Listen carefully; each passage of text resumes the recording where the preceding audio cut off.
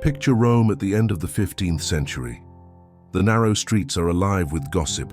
The sound of church bells mixes with the cries of street vendors, and inside candlelit taverns, whispers grow into legends.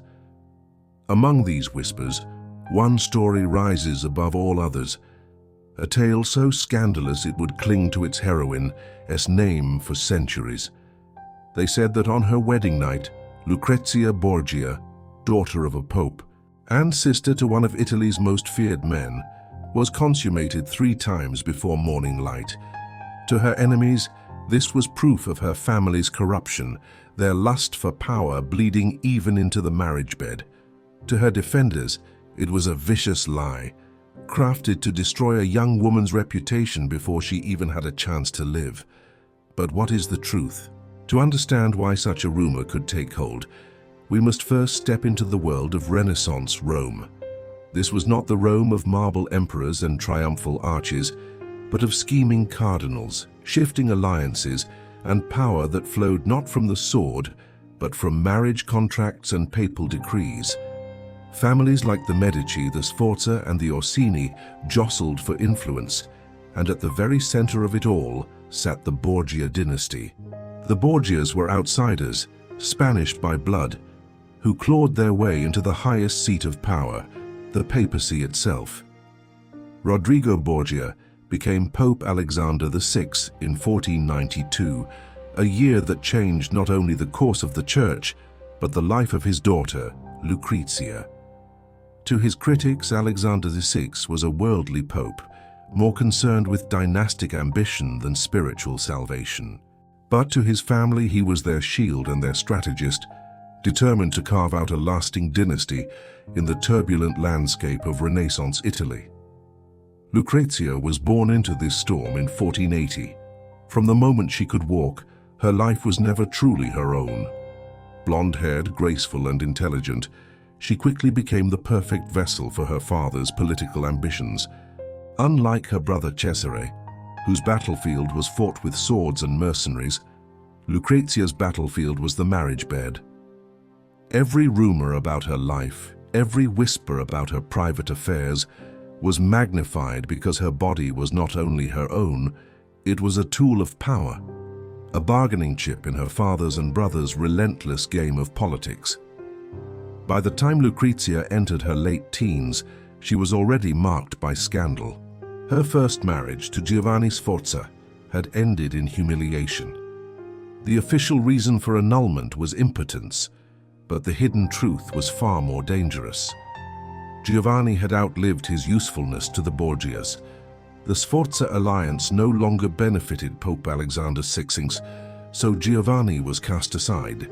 And worse still, Giovanni fought back, not with swords, but with words. In revenge, he spread poisonous accusations that Lucrezia was not merely her father's daughter, but his lover, and her brother Cesare's too. These rumors of incest would cling to her for the rest of her life. So when Lucrezia's second marriage was arranged, the world was watching closely. This time the groom was Alfonso of Aragon, a young prince connected to the powerful kingdom of Naples. The marriage was not just a union of 2 young people. It was a declaration of alliance, a statement that the Borgias could reach beyond Rome and into the wider Italian chessboard. And yet, what should have been a celebration of power soon became the seedbed of one of history's most salacious stories. In the days leading up to the wedding, Rome was transformed into a festival ground. Chroniclers describe torchlit processions, glittering gowns, and feasts that ran late into the night. The Borgias were masters of spectacle, and Pope Alexander spared no expense in proving to the world that his daughter was marrying into royalty. There were musicians, banquets, and tournaments, but behind the fanfare lurked unease. To the Roman elite, every display of wealth was another reminder that the Borgias were upstarts, foreigners who had hijacked the papal throne. To them, Lucrezia's beauty and grace were not virtues but weapons, proof that the family would use any means, including their daughter's body, to climb higher. It was in this atmosphere of envy and suspicion that the scandalous rumor was born. According to whispers, the night after her wedding, Lucrezia did not share her bed with just her husband. Instead, the marriage was said to have been consummated multiple times in full view of witnesses to prove her fertility and seal the political union beyond all doubt. Some claimed it was done 3 times, others that it was orchestrated like a grotesque performance, with servants waiting outside the chamber to confirm the act had taken place. To modern ears, this story is shocking, but in Renaissance Italy, where female chastity was currency and fertility was destiny, the bedchamber was not always private. In some courts, symbolic rituals were staged to demonstrate the bride's virginity and the consummation of marriage. These were not celebrations of love, but public theater designed to reassure families that alliances were secure. Still, the idea that Lucrezia was subjected to such a performance, or worse, that the Borgias flaunted her sexuality for political gain, was fuel for their enemies. In truth, no surviving documents prove that the event happened as the rumors claimed. What we know for certain is that the story spread like wildfire, becoming part of the larger tapestry of Borgia scandal. It was repeated in the letters of ambassadors, in the diaries of Rome's elite, and eventually in the chronicles of historians who could not resist a tale so lurid. Whether true or not, it cemented Lucrezia's image as the ultimate pawn of her family's ambition, her body a stage on which Rome's most dangerous games were played. But here is where the story deepens, because the rumor was not just about one young woman's wedding night. It was about power, who controlled it, who feared it, and who would destroy another's reputation to weaken it. For Lucrezia, the scandal marked her transformation from a private figure into a living symbol of the Borgias' corruption. For her enemies, it was the perfect weapon, a tale so shameful that no amount of truth could ever fully erase it. And so, in the candle-lit streets of Rome, as gossip flowed faster than wine, Lucrezia Borgia's reputation was sealed. She was not seen as a bride, but as an emblem of everything that made the Borgias dangerous. The question of whether the scandal was real almost didn't matter. What mattered was how it was used, who benefited from it, and how it would haunt Lucrezia for the rest of her days. To understand the scandal of Lucrezia Borgia's wedding night, we must step back and truly see the woman at its center. Not the legend, not the gossip, but the real person who lived, breathed, and was shaped by forces far larger than herself. Who was Lucrezia Borgia? This figure immortalized as both a victim and a villain, whispered about as a seductress, yet remembered as a pawn. Born in 1480 in the Italian town of Subiaco, Lucrezia entered a world where her very existence was political. Her father, Rodrigo Borgia, was already a powerful cardinal in the Catholic Church, known for his ambition and his ability to outmaneuver rivals in a ruthless game of alliances.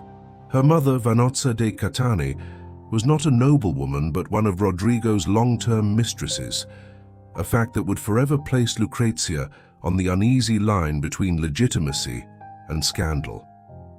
From the very beginning, Lucrezia's life was unlike that of other Renaissance girls. She was not destined for a quiet domestic life or an obscure marriage into some provincial family. Instead, she was raised in the shadow of Rome's most ambitious household, where every decision about her education, her dress, and her companions was guided by one principle: how she could best serve the Borgias' rise to power. Unlike many women of her age, Lucrezia received an education fit for nobility. She learned Latin, Greek, poetry, and philosophy, and she was fluent in both Italian and Spanish. Tutors praised her for her sharp intellect and eloquence. Later in life, she would even write poetry and engage in debates with some of the brightest minds of the Renaissance. She was not merely ornamental. She was trained to hold her own in courts, where wit could be as deadly as a blade. And yet, beneath this cultivation, she was still a daughter subject to her father's authority. Rodrigo's ambitions would ultimately become Pope Alexander II's ambitions, and that papal crown weighed heavily on all his children. Her brothers, Cesare and Juan, fought for land, soldiers, and titles, but Lucrezia's value lay in her innocence, her beauty, and her ability to form alliances through marriage. Chroniclers describe her as having golden blonde hair, pale skin, and light-colored eyes, often compared to the angels in Renaissance paintings. She was celebrated for her grace, her ability to charm without effort. To her supporters, this beauty was matched by kindness and gentleness. She was known to show compassion to the poor and to act as a patron of artists. But to her enemies, those same qualities were spun into weapons, proof that she could enchant men, lure them into the Borgias' orbit, and become the perfect mask for her family's corruption. It is important to remember that in Renaissance Italy, women of noble birth rarely had autonomy. Their marriages were arranged, their reputations were guarded, and their voices were silenced by the wills of fathers, brothers, and husbands. Yet Lucrezia was different in one crucial way. Because she was the daughter of the Pope, she lived under constant scrutiny. Every alliance she entered into carried international weight. Every rumor that surrounded her was magnified 100-fold. A whisper in the streets of Rome could echo across Europe within weeks. Her early years reflect this burden. Her first marriage to Giovanni Sforza was orchestrated when she was still a teenager. To the Borgias, it was a useful union with a powerful northern family. To Giovanni, it was a chance to secure papal favor. But as soon as political winds shifted, the alliance became disposable. When Pope Alexander VI decided that the Sforzas no longer served his purposes, Giovanni was discarded. The method of his dismissal, however, was brutal. The Pope claimed that Giovanni was impotent, that he had never consummated the marriage. It was an attack not only on Giovanni's manhood, but on Lucrezia's virtue as well. For a young woman in her teens, the experience was devastating. It exposed her to public humiliation and set the stage for darker rumors to come. Giovanni did not take the insult quietly. In retaliation, he spread whispers that Lucrezia had not needed him in her bed because her father and brother were already there. Whether he believed this or not is uncertain, but the accusation was toxic. It played into every suspicion about the Borgias, every fear that their household was rotten at its core. And though no evidence has ever supported Giovanni's claim, the rumor was powerful enough to stick. From that moment on, Lucrezia was tainted in the eyes of many, her every action interpreted through the lens of supposed immorality. But Lucrezia's story is not one of passive suffering. Over time, she adapted. She learned how to navigate a world that viewed her as both a target and a tool. In Letters That Survive, we see glimpses of her humanity, her worries, her longing for stability, her attempts to play the role expected of her while carving out small spaces of her own identity. Some historians suggest that her later reputation as a patron of the arts and a capable administrator was part of her effort to reassert control over her own life. What makes Lucrezia so fascinating is the duality of her existence. On one hand, she was undoubtedly used by her family in their ruthless climb to power. Her marriages were arranged not for love, but for politics. Her name was smeared by enemies and even by allies when it suited them. She was trapped in a patriarchal system where her choices were always second to the needs of men around her. And yet, on the other hand, she became a figure who adapted, who endured, and who in some cases thrived.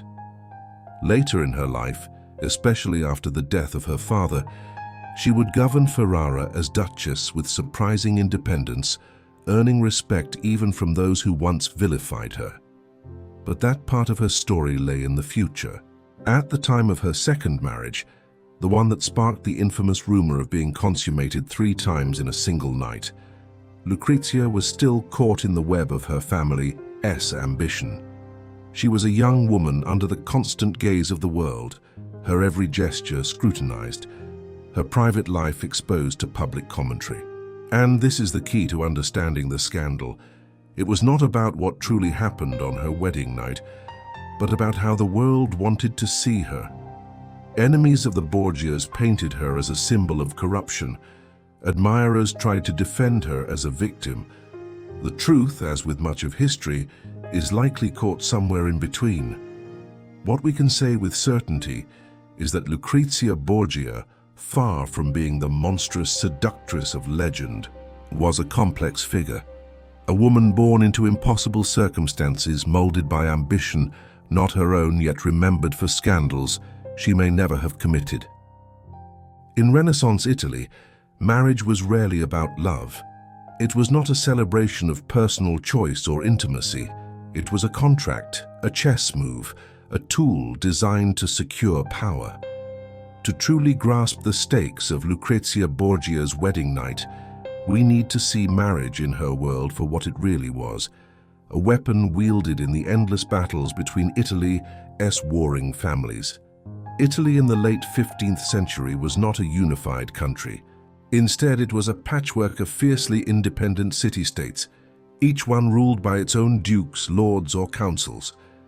Florence, Venice, Milan, Naples, Ferrara, and Rome all were locked in constant rivalry, sometimes through open war, often through the more subtle wars of intrigue and diplomacy. In this battlefield of shifting loyalties, family alliances could mean the difference between survival and destruction. And marriage was the surest way to cement those alliances. For the Borgias, newly risen to the papacy, marriage became their most reliable weapon. Rodrigo Borgia, now Pope Alexander VI, understood this better than anyone. He was not just a spiritual leader, he was a political tactician in a deadly game. With armies too weak to conquer lands outright, he used his children, especially Lucrezia, as living bargaining chips. By marrying her into the most powerful families of Italy, he could extend his reach far beyond the Vatican walls. The practice was not unique to the Borgias. Across Italy, dynasties used their daughters the way generals used soldiers. The Medici of Florence, the Sforza of Milan, the Este of Ferrara, each played the same game. But the Borgias did it with such frequency and such ruthlessness that it shocked even their contemporaries. For Lucrezia, this meant that her youth was marked by marriages arranged, annulled, and rearranged like pieces on a board. Her body was not her own, nor was her future. Her first marriage to Giovanni Sforza of Pesaro was a classic example. At the time, the Sforza were powerful allies, and the union looked promising. But as soon as Giovanni's usefulness waned, Pope Alexander VI pulled the rug out. The annulment that followed was cruel, humiliating Giovanni in front of all Italy by declaring him impotent. The accusation, designed to free Lucrezia for a better match, destroyed Giovanni's reputation and left Lucrezia scarred by scandal. This set a pattern. Whenever politics demanded it, Lucrezia's fate was reshaped. She became the living embodiment of her family's ambitions, and the entire Italian peninsula knew it. Her second marriage to Alfonso of Aragon was even more significant and more tragic. Alfonso was young, handsome, and the illegitimate son of the King of Naples. To the outside world, the match looked like a romantic pairing, but in truth, it was another strategic alliance. By tying Lucrezia to Naples, the Borgias sought to strengthen their position against rival families in northern Italy. But alliances in Renaissance Italy were fragile, shifting as quickly as the fortunes of war. When the Borgias no longer needed Naples, Alfonso found himself in mortal danger. He was eventually murdered in Rome, in a killing widely believed to have been orchestrated by Lucrezia's own brother, Cesare Borgia. Once again, her marriage had become a battlefield, and once again she bore the public shame of its collapse. Through all of this, it is clear that marriage in Renaissance Italy was not about intimacy, but survival.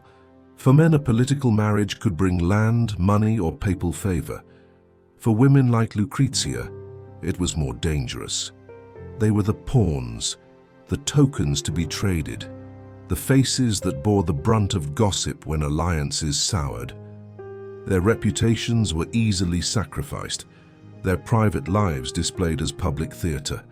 And here lies the heart of why Lucrezia's wedding night became so infamous.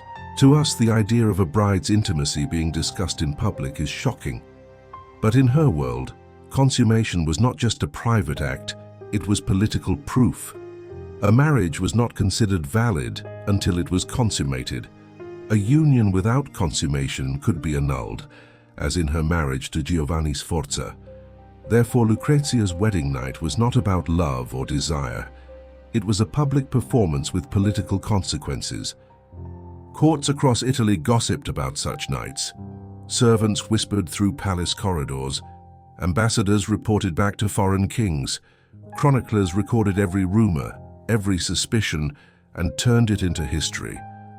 When the world claimed that Lucrezia's marriage was consummated 3 times in a single night, they were not celebrating her fertility.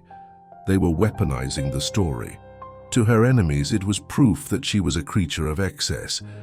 To her allies, it was evidence that the union was strong, that the Borgias had gained another foothold in Italy's brutal political landscape. The scandal of Lucrezia's wedding night, then, was not born in her bedchamber, but in the minds of those watching from the outside. It was part of a larger game where private lives were transformed into political weapons. The very same act that should have been most intimate became public currency, and in this, Lucrezia was far from alone. Across Italy, noblewomen found their wedding nights scrutinized, their bodies turned into evidence, their reputations forever marked by whispers they could not control. Yet no woman endured it on the scale that Lucrezia did.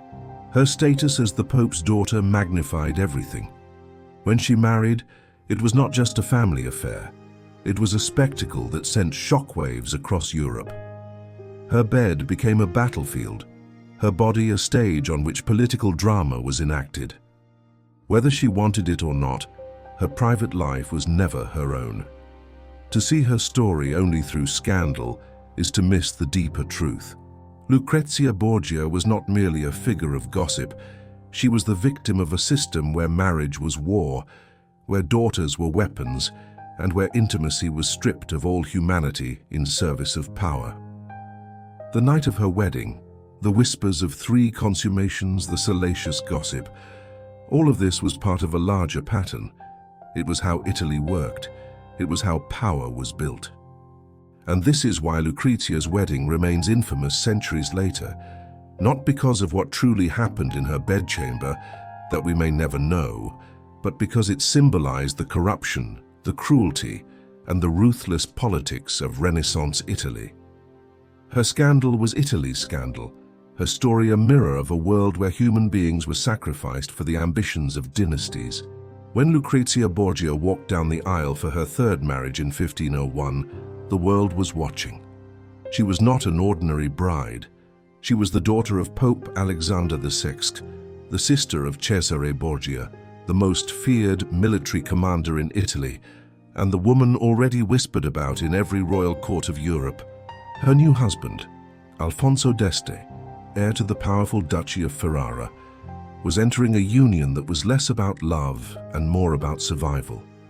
For the Borgias, the match was vital. For the Este family, it was dangerous. And for Lucrezia herself, it was a night that would brand her forever in scandal. The chroniclers of Renaissance Italy seized upon the wedding night as though it were a battlefield in its own right. In an age where the consummation of marriage was considered essential proof of its validity, the events in the bridal chamber were never entirely private. In fact, ambassadors and diplomats often reported back to their courts not only on the festivities, but also on what they had heard, sometimes from servants, sometimes from rumor, sometimes from sheer invention. And with the Borgias, invention was a weapon wielded as often as any sword. The story that emerged from Lucrezia's wedding night was shocking even by the standards of the day. According to the gossip that spread through Rome, Ferrara, and Florence, Lucrezia's new marriage was consummated not once, not twice, but 3 times on that very first night. 3 consummations, an image that suggested both insatiable passion and political necessity. For supporters of the Borgias, it became evidence of the bride's fertility, proof that the match was strong and destined to produce heirs. For her enemies, it became a lurid detail that fed into the narrative of the Borgias as a family consumed by vice and excess. But did it really happen? That is where history becomes slippery. We have no eyewitnesses, no diaries from Lucrezia herself, no direct record of her private thoughts. What we do have are letters, reports, and chronicles, many written by those with an agenda. Ambassadors were keen to impress their rulers with stories of extravagance. Rivals of the Borgias eagerly exaggerated any hint of scandal, and chroniclers, always hungry for a sensational detail, rarely resisted the chance to tarnish the reputation of Rome's most infamous family. To understand the rumor, we must look at the culture of Renaissance weddings. The consummation of a marriage was not purely private. In many courts, it was common for attendants to escort the bride and groom to their chamber, to undress them, even to linger just long enough to ensure the marriage was being fulfilled. This practice, to modernize grotesque, was meant to prevent disputes later. If a husband later claimed impotence, or a wife was accused of barrenness, there would be witnesses who could swear to the consummation. In this environment, whispers about the success or failure of a wedding night spread quickly. Lucrezia's case was magnified 100-fold. As the Pope's daughter, her fertility was a matter of statecraft. If she produced heirs with Alfonso d'Este, it would cement the alliance between Ferrara and the Borgias. If she did not, the marriage could unravel. So the whispers of 3 consummations in one night carried a political weight. They were not just salacious gossip, they were propaganda, a signal that this union was secure and fruitful from the very start. Yet beneath the surface, the story reveals the brutal reality of Lucrezia's position. What was for others a night of private intimacy became, for her, a performance judged by the eyes of Europe. Her body once again was not her own. Her reputation, her future, and even her family's power were tied to how others described her in that one night. Whether the claim of 3 consummations was truth or fabrication, it stuck to her like a brand, ensuring that her name would forever be associated not with politics or piety, but with scandal. There is also the question of cruelty in the rumor itself. The image of a bride forced to prove her fertility in a single night speaks to the dehumanizing treatment of women in this period. Lucrezia was not the only noblewoman whose private life became public fodder. Across Italy, from Florence to Naples, women of power were scrutinized, their reputations dissected, their worth reduced to whether or not they produced heirs. But because Lucrezia was a Borgia, the scrutiny was merciless. What might have been a passing comment about another noble bride became, in her case, a legend that would survive for centuries. Historians today largely agree that the tale of 3 consummations was a piece of political theater, an exaggeration that suited the purposes of those telling it. The Este family needed to prove that their heir had fulfilled his duty. The Borgias needed to show that Lucrezia was fertile and that this marriage would produce sons to secure the dynasty. And the enemies of both families found in the story an irresistible chance to smear the Borgias once again. The truth then lies somewhere between silence and spectacle. We will never know exactly what happened behind the closed doors of Lucrezia's chamber, but what we do know is that the story itself, whether real or invented, shaped how she was remembered. It turned her wedding into a scandal that rippled across courts, chroniclers, and centuries. And it revealed something even deeper. In Renaissance Italy, even the most private act of a woman's life could be transformed into a weapon of politics.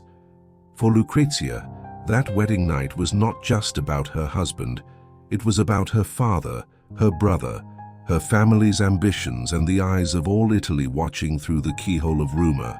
It was a night she could never escape, a night that defined her legacy more than any of her actions, more than her charity in Ferrara, more than her later role as a respected duchess. She would always be remembered as the bride whose marriage was consummated 3 times in a single night, and that perhaps is the true tragedy. The scandal stripped away her humanity and turned her into a symbol, a story passed down not for who she truly was, but for what others wanted her to represent. The wedding night of Lucrezia Borgia was less a moment in her life and more a myth created to serve the ambitions and hatreds of those around her. The morning after Lucrezia Borgia's wedding night, the world had already begun to talk. In an age where news traveled by letter, rumor moved faster than any messenger. By the time the ambassadors dispatched their reports back to Florence, Venice, and France, the tale of a wedding night consummated 3 times had already taken on a life of its own. And once it reached the courts of Europe, it became more than gossip. It became politics. For the Este family, Lucrezia's new in-laws, the rumors were not necessarily unwelcome. Alfonso d'Este was heir to the Duchy of Ferrara, a city-state that needed stability in a time of constant wars. A fertile marriage meant security. If Lucrezia was already proving herself capable of producing heirs, then Ferrara could boast of strength and continuity. In their telling, the 3 consummations were not scandal, they were celebration, a message that the future of the duchy was guaranteed. But for the Borgias, the political stakes were even higher. Pope Alexander VI was eager to show that his daughter had not only made a prestigious match, but also secured it through immediate physical proof. Every rumor of passion in the bridal chamber bolstered the idea that Lucrezia was fertile, desirable, and indispensable to her new husband's dynasty. In a world where the papacy was accused of corruption and debauchery, the Borgia family leaned into the scandal, twisting it into propaganda. What others saw as salacious, they reframed as strength. Yet outside of Ferrara and Rome, the whispers turned poisonous. For rival families like the Medicis of Florence or the Sforzas of Milan, every scandal about the Borgias was a weapon. These courts had long feared the rising power of Alexander VI and his son Cesare, who were reshaping the map of Italy with cunning diplomacy and brutal force. Any rumor that painted the Borgias as immoral, corrupt, or monstrous was eagerly repeated. It was not the first time Lucrezia's name had been used in this way. Years earlier, when her second marriage had collapsed in bloodshed after the suspicious murder of her husband Alfonso of Aragon, rumors swirled that she had been involved. Some whispered that her brother Cesare ordered the killing out of jealousy. Others claimed it was Alexander himself, eager to realign alliances. Whether Lucrezia had any role or not did not matter. Her name was dragged through the mud. By the time of her third marriage, she was already a figure wrapped in scandal. The story of 3 consummations in one night fit perfectly into the propaganda machine of her enemies. To them, it was proof not of fertility, but of depravity. Pamphlets and letters mocked her as insatiable, the daughter of a pope who was little better than a courtesan. In Florence, where the preacher Savonarola had once railed against corruption in Rome, the tale became evidence of all that was rotten in the papacy. In France, where Cesare was feared for his alliances, the scandal was used to paint the Borgias as unfit for power. We must remember that in Renaissance Italy, reputation was as valuable as an army. A prince's strength depended not only on soldiers and fortresses, but on how he was perceived. Gossip could topple alliances, undermine trust, and poison negotiations. In this world, Lucrezia's wedding night was not a private matter. It was a battlefield of words. The irony is that Lucrezia herself likely had little say in how any of this unfolded. She was a pawn, caught between her father's ambitions, her brother's wars, and her husband's family's need for legitimacy. While she later proved herself to be a capable and respected Duchess of Ferrara, patron of the arts, admired for her charity, these qualities were overshadowed by the scandal of her youth. Her enemies ensured that every achievement was colored by suspicion, every kindness seen through the lens of corruption. What makes this episode even more striking is how deliberately the scandal was used to define her. Renaissance Italy was full of political marriages. Many brides were young, many were pressured, many were forced into alliances for reasons far beyond their control. But few had their private lives dissected so ruthlessly in public. Why Lucrezia? The answer lies in her surname. The Borgias had risen higher than almost anyone thought possible. Alexander VI had transformed from a Spanish outsider into the most powerful pope of the Renaissance. Cesare had abandoned the church to become a fearsome military commander. Their rapid ascent terrified the traditional Italian dynasties who had ruled for centuries, and so they were targeted with the sharpest weapon available: scandal. If their enemies could not defeat them on the battlefield, they would destroy them in the court of public opinion. The three consummations rumor played perfectly into the anti-Borgia narrative. It painted the family as lustful, corrupt, and shameless. It reinforced every accusation of incest, every whisper of poison, every dark rumor that had clung to them for decades. And, most importantly, it distracted from their real achievements, their ability to reshape Italy's politics and challenge the balance of power across Europe. In a sense, Lucrezia became the mask through which the world attacked the Borgias. Her name was easier to tarnish than her father's papacy or her brother's armies. A woman's reputation was fragile, and once broken, it could never be repaired. That fragility made her the perfect target. And so, a story about a wedding night, whispered by servants and repeated by diplomats, was transformed into a political weapon that scarred her forever. Historians today recognize this as one of the most striking examples of Renaissance propaganda. The truth of what happened on that wedding night matters less than the story itself. The tale was believed, repeated, and recorded. It became history not because it was factual, but because it was useful. And that is perhaps the most chilling lesson of all. In the ruthless world of Renaissance Italy, truth was less important than power. When Lucrezia Borgia crossed the Po River and entered Ferrara as Duchess, she carried with her not only trunks of jewels and silks, but also the heavy burden of rumor. The city had waited, half in awe and half in suspicion, to see what sort of woman Pope Alexander VI's daughter would prove to be. Would she be the scheming temptress painted by her enemies? Or would she reveal herself to be something more?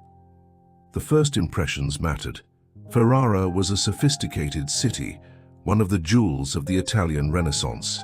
Its Este family ruled with a careful balance of military power, diplomacy, and patronage of the arts. Court life was polished, refined, and fiercely protective of reputation. Into this environment stepped Lucrezia, a woman already infamous before she had even unpacked her gowns. Yet what unfolded over the next 2 decades was one of the most remarkable transformations in Renaissance history. Far from being the idle, scandalous figure of gossip, Lucrezia became the very soul of Ferrara's cultural and political life. From the beginning, she seemed to understand the role she was expected to play. A duchess was not merely a wife. She was a symbol of stability, a mediator, and often the visible face of a dynasty. Lucrezia leaned into this role with precision. She was known for her charm, her calm composure, and her ability to put people at ease. Courtiers who had expected arrogance or vanity were instead met with warmth and diplomacy. One Ferrarese noble wrote that she was gracious to all, sweet in conversation, and of noble bearing. This reputation spread quickly, disarming critics who had been waiting to pounce on any misstep. In a world where women were so often silenced, Lucrezia used her voice carefully, weaving words into a shield against slander. Ferrara was a city hungry for art, music, and literature, and Lucrezia fed that appetite with gusto. She gathered poets and musicians to her court, making her palace a magnet for the brightest minds of the age. It was under her patronage that the poet Ludovico Ariosto thrived, eventually penning his masterpiece Orlando Furioso. Painters and sculptors, too, found in her a supporter who valued not just the prestige of art, but its power to shape reputation. By surrounding herself with beauty and culture, Lucrezia subtly rewrote her own story. Instead of being remembered only for the scandal of her wedding night, she became associated with elegance, learning, and refinement. In this way, she used the tools of Renaissance power, the arts, not just for Ferrara's glory, but for her own survival. Perhaps the most decisive shift in Lucrezia's reputation came through motherhood. For dynasties, heirs were everything, and in this regard Lucrezia proved invaluable. She bore Alfonso d'Este several children, including Ercole II, who would later succeed his father as Duke of Ferrara. Her role as mother was not only biological, but deeply emotional. Letters reveal her tenderness, her careful attention to her children's education, and her desire to see them grow strong and wise. In a court that often saw women as pawns, Lucrezia carved out respect by excelling in the very roles that secured dynastic continuity.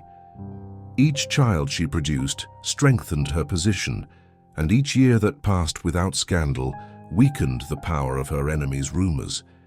She also emerged as a political bridge in Italy's turbulent landscape. Her marriage to Alfonso was itself a political alliance, binding the Borgias to the Este family. But even after her father's death and her brother Cesare's downfall, Lucrezia continued to play a role as a mediator between powerful families. Her correspondence reveals her as a skilled diplomat, soothing tensions, arranging marriages, and smoothing over disputes. When Ferrara found itself squeezed between France, Spain, and the papacy, Lucrezia's connections and reputation became invaluable. Her name, once a weapon wielded against her, was now a tool of negotiation. Perhaps the most surprising transformation was in her religious devotion.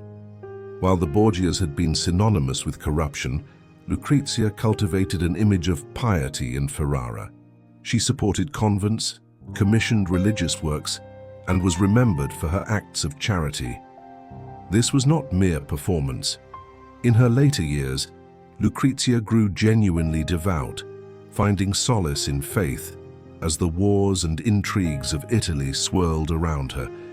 To the people of Ferrara, this made her not just a duchess, but a figure of moral authority. By the time of her death in 1519, Lucrezia Borgia was no longer the scandalous figure of rumor. In Ferrara, she was remembered as a wise and gracious duchess, a mother of heirs, and a patron of culture. Even her enemies grudgingly acknowledged that she had defied the infamy her family's name carried. Of course, the rumors never disappeared entirely. For centuries, writers would continue to paint her as a femme fatale, feeding on the more lurid tales of incest, poison, and lust. But in Ferrara, where she had lived and ruled, the memory was different. There she was La Serena Duchessa, the serene duchess. And so we are left with two Lucrezias, the woman of gossip and the woman of history. One is the creature of rumor, defined by scandal, whispered about in the shadows of Europe. The other is the true Duchess of Ferrara, who built a court of culture, raised a family, and navigated the politics of her time with grace. The truth lies somewhere between, but what is clear is that Lucrezia Borgia was far more than the pawn of her family or the scandal of her wedding night. She was a survivor, a strategist, and a duchess who transformed her role into something lasting. Centuries after Lucrezia Borgia's death, the woman herself had faded, but her legend had only grown. In Italy, where she had once ruled with grace in Ferrara, memories of her duchess years remained intact. Stories of her elegance, her patronage of the arts, her serene presence in court life. But beyond Ferrara, in the wider European imagination, Lucrezia's reputation began to take on a darker, more scandalous shape. Writers, poets, and playwrights, often with little interest in historical accuracy, seized upon the tantalizing fragments of rumor that had surrounded her family. They took whispers of incest, poison, and manipulation and wove them into narratives so lurid they would overshadow the truth for centuries. Much of this distortion was fueled by the political enemies of the Borgias themselves. The Medici, the Sforza, and even papal rivals found it convenient to stain the Borgia name with every possible vice. Lucrezia, as the daughter of a pope and the sister of Cesare, was an easy target. She could be painted as a temptress, a conspirator, a femme fatale who lured men to their destruction. Her very beauty and charm, praised by those who knew her, were turned into weapons in the pages of her detractors. Where Ferrara had remembered her as gracious, Europe began to imagine her as dangerous. Renaissance chroniclers, ever eager for sensational stories, exaggerated her role in the darker deeds of her father and brother. The infamous stories of the Borgias hosting orgies, serving poisoned wine at banquets, or using Lucrezia as bait to ensnare rivals were recycled again and again. Even when no evidence supported such tales, the fact that Lucrezia's family had indeed been ruthless made the stories believable enough to endure. Over time, the fiction hardened into legend. By the 19th century, Lucrezia Borgia had become a favorite subject of romantic writers. She appeared in novels, plays, and operas, often cast as the archetype of the wicked beauty who hides corruption beneath elegance. Victor Hugo dramatized her in his 1833 play Lucrezia Borgia, portraying her as both monstrous and tragic, a mother who loves her son yet is steeped in bloodshed. Gaetano Donizetti's opera, based on Hugo's play, carried this image even further, spreading it to audiences across Europe. These depictions cemented her as a character of Gothic fascination, more legend than woman. This romantic reinvention had little patience for nuance. The real Lucrezia, the serene duchess, the patron of Ariosto, the mother who nurtured the Este dynasty, was buried beneath layers of myth. For audiences of the time, the lurid was simply more entertaining than the mundane. A duchess who cultivated poetry and charity could not hold the imagination like a duchess who poured poison into chalices or whispered deadly secrets in her bedchamber. And so the myth eclipsed the truth. Even modern historians have struggled to peel away the layers of exaggeration. Some still cling to the darker stories, perhaps unwilling to abandon such a scandalous figure. Others have worked painstakingly through letters, documents, and records of Ferrara to reconstruct the real Lucrezia, a woman who navigated impossible circumstances, who endured the crushing weight of her family's notoriety, and who carved out her own legacy despite it. The persistence of these myths tells us more about the nature of history than about Lucrezia herself. History is not only what happened, but what people believe happened. And in Lucrezia's case, the belief in her as a femme fatale, a pawn of poison and lust, was more enduring than the quieter truth of her duchess years. This dual identity, woman of history, woman of legend, remains her most haunting legacy. Even as the centuries passed and the Renaissance gave way to modern Europe, the fascination with Lucrezia Borgia refused to fade. In many ways, her reputation only grew larger with time. Historians, dramatists, and gossip-mongers alike could not resist returning to her name, as if the scandal of her wedding night and the darker rumors of her family carried a magnetic pull. She was no longer remembered solely as the young bride of dynastic bargains or the cultured Duchess of Ferrara, but as a symbol of something bigger, the eternal collision between power, desire, and morality. In the court of public imagination, Lucrezia's story became a mirror of whatever age retold it. For the Renaissance chroniclers, she was proof that the papacy was corrupt to its core. For Protestant writers during the Reformation, she stood as a weapon to use against Rome itself, evidence that the Catholic Church was beyond redemption. For the Romantic poets and opera composers of the 19th century, she was a tragic muse, beautiful, damned, and irresistible, embodying both sin and sorrow. But this transformation was not accidental. It was fueled by the enduring shock value of her family name. The Borgias had come to embody scandal, and Lucrezia, young, beautiful, and tied by blood to the Pope himself, was the most convenient vessel for it. The detail of her wedding night, whether true or invented, became shorthand for excess and immorality. By repeating the rumor, writers and enemies didn't just tarnish her, they cemented her as an icon of the dangers of unchecked ambition. In Italy itself, particularly in Ferrara where she lived her final years, the memory was more balanced. Records of her governance, her charitable works, and her role as a mediator between rival factions show a woman far removed from the lurid tales.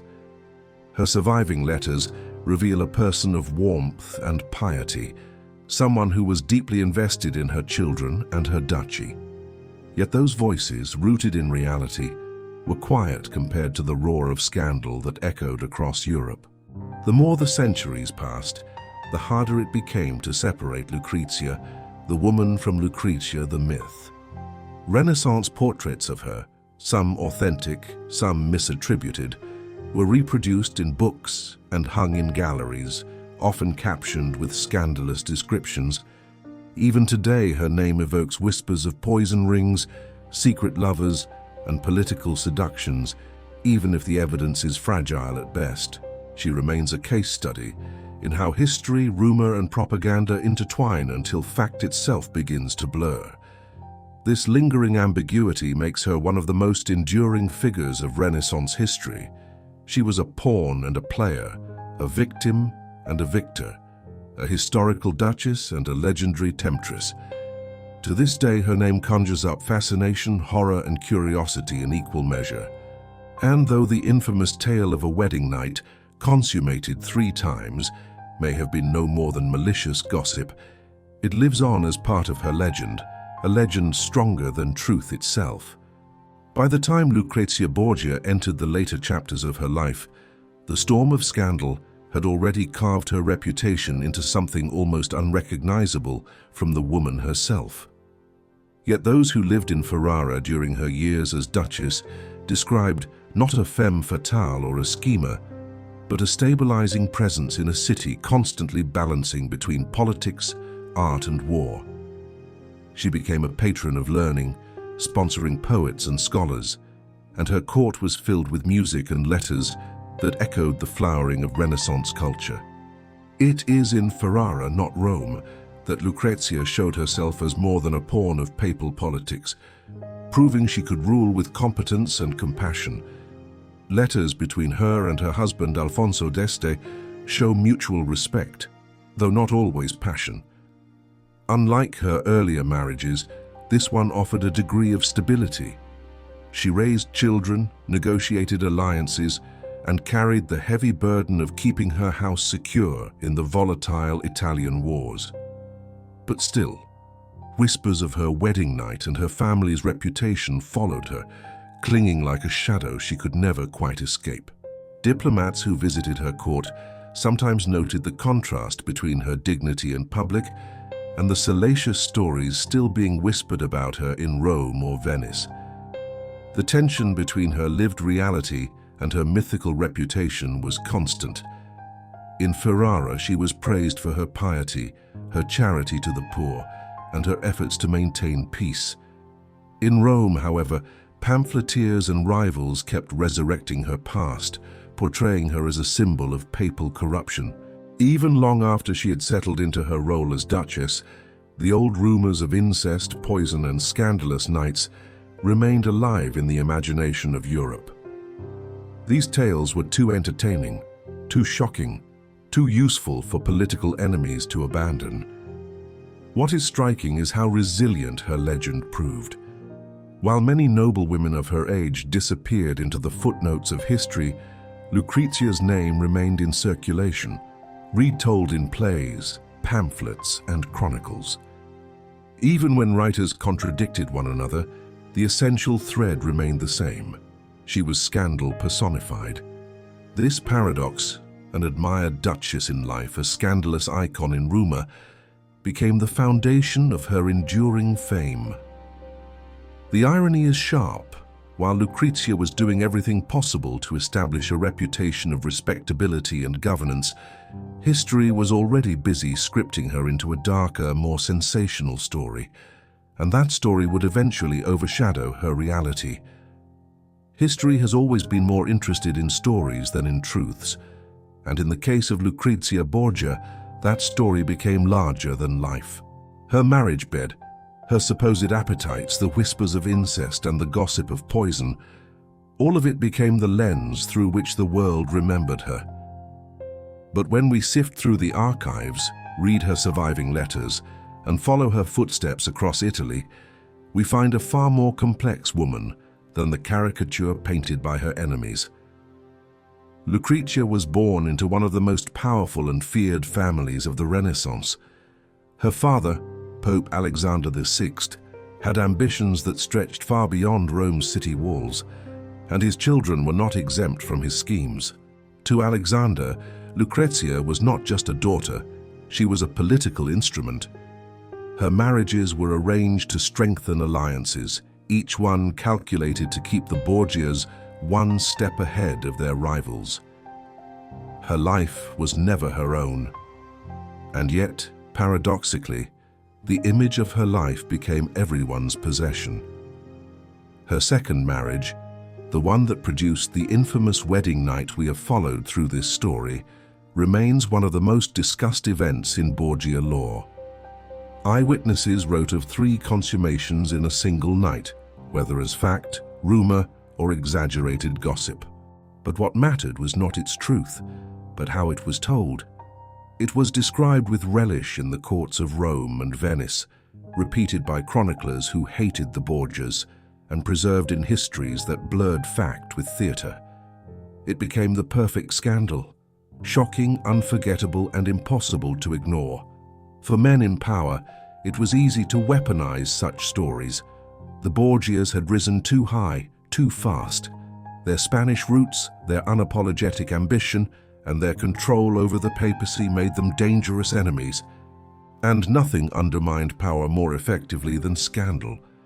By turning Lucrezia into a symbol of vice, rivals could smear the entire family. Each new retelling of her wedding night became ammunition, not against Lucrezia herself, but against the Borgia name. And yet, when we examine Lucrezia's later life in Ferrara, the scandal no longer fits so neatly. Here was a woman who proved capable of running a court, supporting the arts, and ruling with tact and intelligence. Here was a duchess who gave to the poor, corresponded with poets, and raised children with devotion. Even her enemies admitted that she carried herself with grace. She was admired for her diplomacy, her charity, and her composure. And yet, none of that erased the gossip. Why?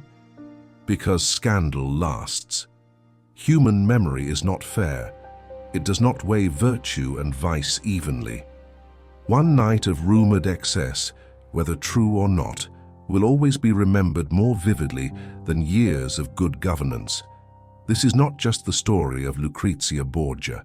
It is the story of history itself. The salacious always wins over the sober. The contradiction is staggering. Lucrezia's reality was one of restraint, duty, and survival within the ruthless world of Italian politics. Her myth was one of indulgence, sin, and corruption. The myth was far more entertaining, and so it lived on. Even today, centuries later, her name still sparks curiosity. Plays, novels, and films have all resurrected her, often not as a woman, but as an archetype, the dangerous seductress. But here lies the tragedy. Lucrezia never truly had the freedom to shape her own story. First, she was used by her father and brother as a tool of power. Then she was used by her enemies as a symbol of corruption. Later still, she was used by playwrights and historians as a scandalous cautionary tale. In all these layers, her real voice is drowned out. The woman herself disappears, replaced by the myth. The infamous wedding night, consummated 3 times, may well have been no more than gossip, but it captured something deeper about how power was understood in Renaissance Rome. To conquer politically was one thing, but to dominate sexually was another form of conquest, one that could humiliate rivals and tarnish reputations. By turning Lucrezia's marriage bed into public property, her enemies made sure her family's private life became a weapon in the political arena. And so the Borgia name entered history draped in shadow. For centuries, they would be remembered as poisoners, schemers, and sinners. And at the center of it all was Lucrezia, the woman who symbolized both allure and corruption. Her wedding night became shorthand for the moral decay of the papacy, even though the reality was far more complicated. Today, historians try to peel back those layers. They point to her letters, which show a woman deeply engaged in the lives of her children, mourning their deaths, writing tenderly to friends, and showing loyalty to her husband. They remind us that Ferrara flourished under her care. They tell us she was more patron than poisoner, more mother than temptress. And yet the myth proves difficult to kill. Scandal, once unleashed, has a life of its own. Think about it. The story of a duchess running her court responsibly does not travel far. But the story of a young bride, ordered into a marriage of political convenience, rumored to have spent her wedding night in an excess of passion, that story is irresistible. It makes headlines, it sells pamphlets, it survives the centuries. Human nature clings to scandal. This is why Lucrezia Borgia remains famous when so many other duchesses of her time have been forgotten. She became unforgettable not because of what she truly did, but because of what people wanted to believe she had done. And in that sense, her life offers us a lesson that reaches far beyond Renaissance Italy. We live in a world still captivated by scandal. Stories of the powerful, whether kings, presidents, or celebrities, are defined less by their achievements and more by their failures, their rumors, their private lives made public. The tabloids of the Renaissance were no different than the headlines of today. Gossip becomes history, scandal becomes legacy, and truth, too often, becomes the first casualty. Lucrezia Borgia's wedding night, whether real or exaggerated, teaches us something timeless. Power and scandal are inseparable. Those who rise high will always be vulnerable to whispers, and the whispers, once spoken, echo louder than reality. So as we step back and look at the life of Lucrezia Borgia, we see a woman caught between two worlds, the reality of her piety, her diplomacy, and her resilience, and the myth of her lust, her poison, and her scandal. Which version survives? The scandal. Which version do we remember? The scandal.